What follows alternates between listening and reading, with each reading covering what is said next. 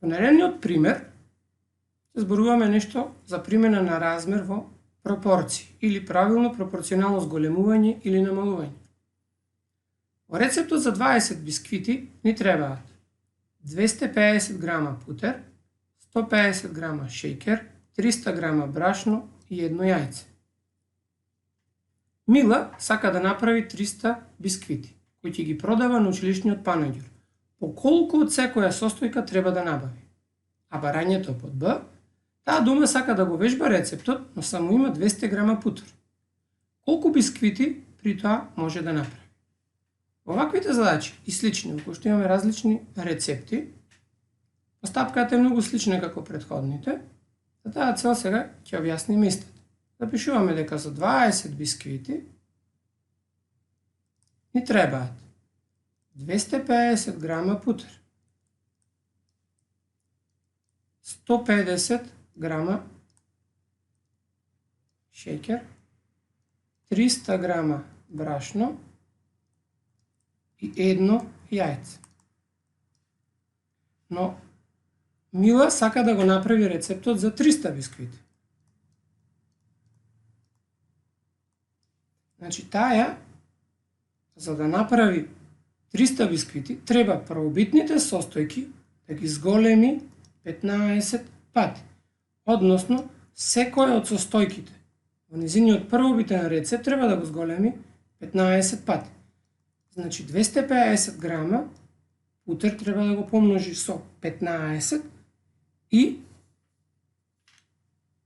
тоа е, кој ќе ги помножиме бројките, тоа е 3750 грама путер.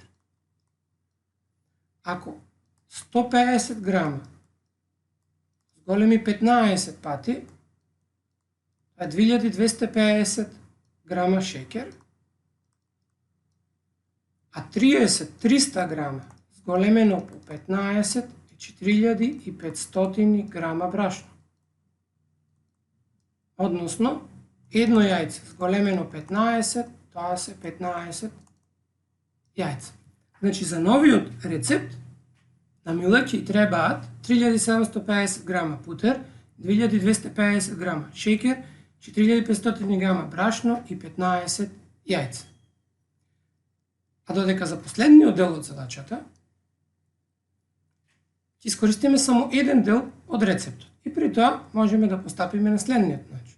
Значи, ако имаме 200 грама путер, со него можеме да направиме, или ние,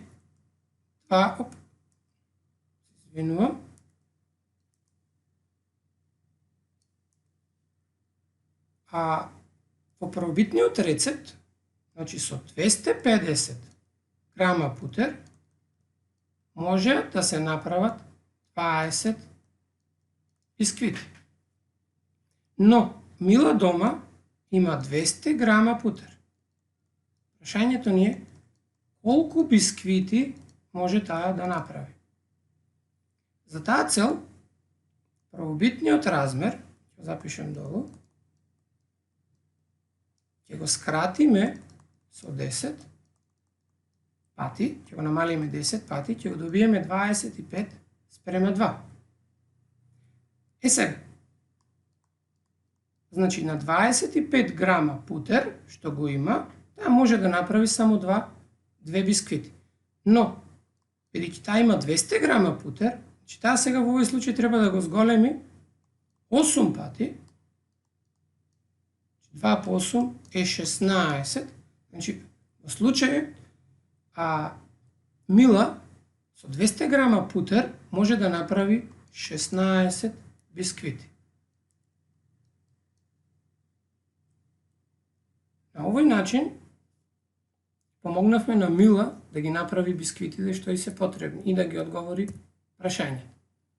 Во наредната задача ќе се обидиме да покажеме како можеме да користиме размерот во изработки на различни макети, модели или цртежи. По географија сите вие учевте за размер. Во нашиот случај имаме размер 1:50, но еве следната задача. Макетата вагон е направена во размер 1:50. Ако моделот е долг 12 cm, колкава е вистинската должина на вагонот? Десно на цртежот гледате една слика на вагон. Ако должината на вагонот е 12 cm, значи на моделот, на макетот, ние треба да најдеме колкава е неговата вистинска должина. Размерот во задачата е 1:50. Од тоа што го имате учено по географија, знаете дека првиот број во размерот ни покажува големина на карта или на модел или на скица, а додека вториот број во размерот е вистинска големина. Значи, овој размер можеме да го запишеме на следниот начин. На 1 cm на моделот одговараат 50 cm во вистинска големина.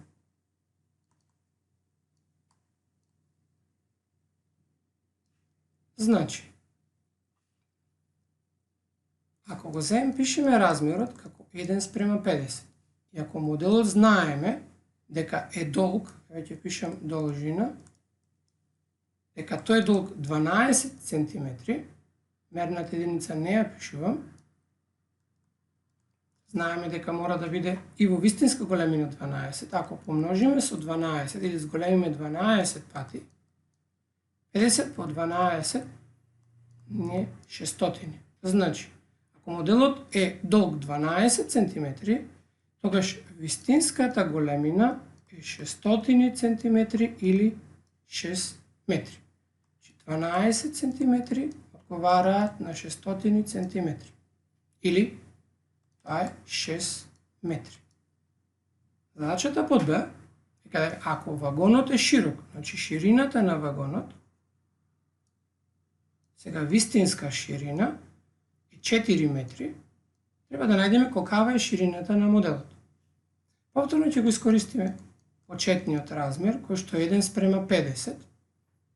Сега, значи, уште еднаш повторувам, првиот дел е големината на моделот, а вториот број ја кажува вистинската големина. Сега во нашиот случај дадена е вистинската големина, која што е 4 метри. Од тоа што го знаеме до сега, знаеме дека тоа што ќе го добиеме за размерот од левата страна ќе треба да биде истото во метри. За таа цел, метрите ќе ги претвориме во центиметри и тоа ќе не бидат 400 центиметри. Сега, бидејќи рековме дека нема да зборуваме за мерни единици, ама ќе се подразбира дека моделот ќе биде изразен во центиметри, се прашуваме како можеме од 50 да дојдеме до 400. Колку пати е зголемен број од 50 да се добие 400? Тоа е 8. Ако 1 зголемиме 8 пати, добиеме 8 случајот центиметри. Значи, ако вагонот е широк 4 метри, на моделот таа големина ни е представена со 8 центиметри. На овој начин, со оваа задача покажавме како можеме практично да го искористиме размерот, односно односот на два броеви во намалување или во зголемување. Нешто што го учивте и по географија.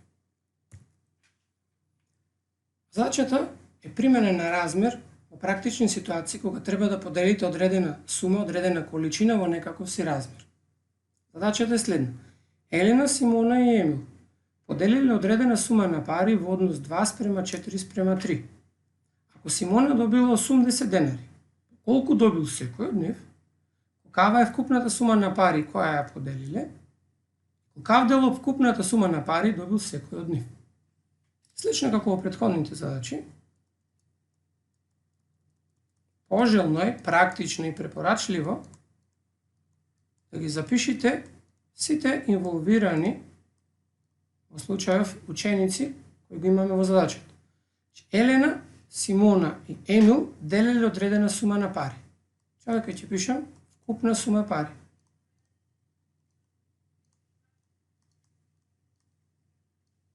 Значи, Елена зела 2 дела од парите, Симона зела 4 дела од парите, Емил вкупно зел 3 дела од парите. Делот со вкупната сума на пари, вкупно сега ќе представа 2 плюс 4, 6 и 3, 9 делови. Знаеме дека по условот на задачата Симона добила 80 денари.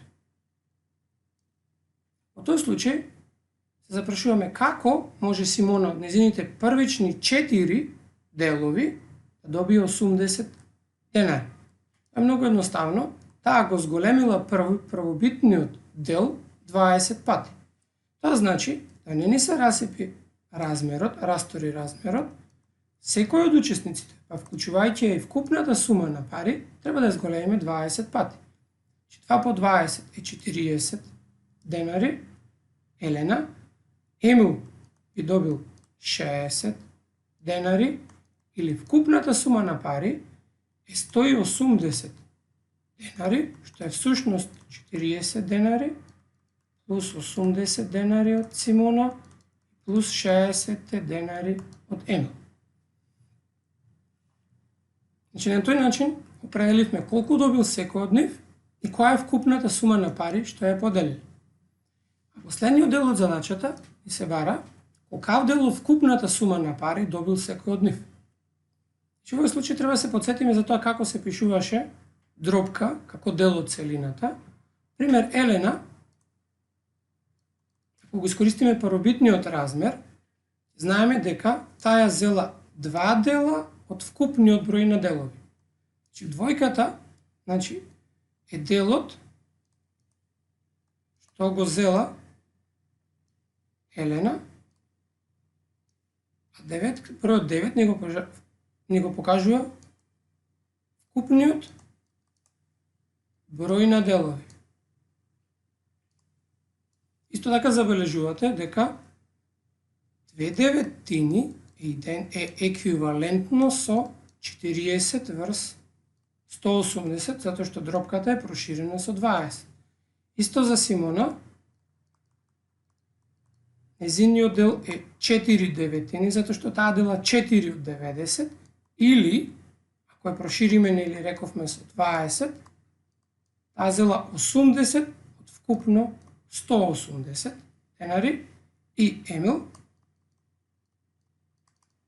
тој зел 3 делови од вкупно 9. За оваа дробка можеме и да ја упростиме ако сакаме. Тоа е 1/3, а тоа е еднаков на она што го добивме на крајот, 20 врз 60, или ако го прошириме, затоа што вкупно имаше 180, прошириме со 3, тој доби 60 денари. Еве на овој начин повторивме како дробката, како дел од цело е поврзано со размерот, што е запишено во неговата наједноставна форма.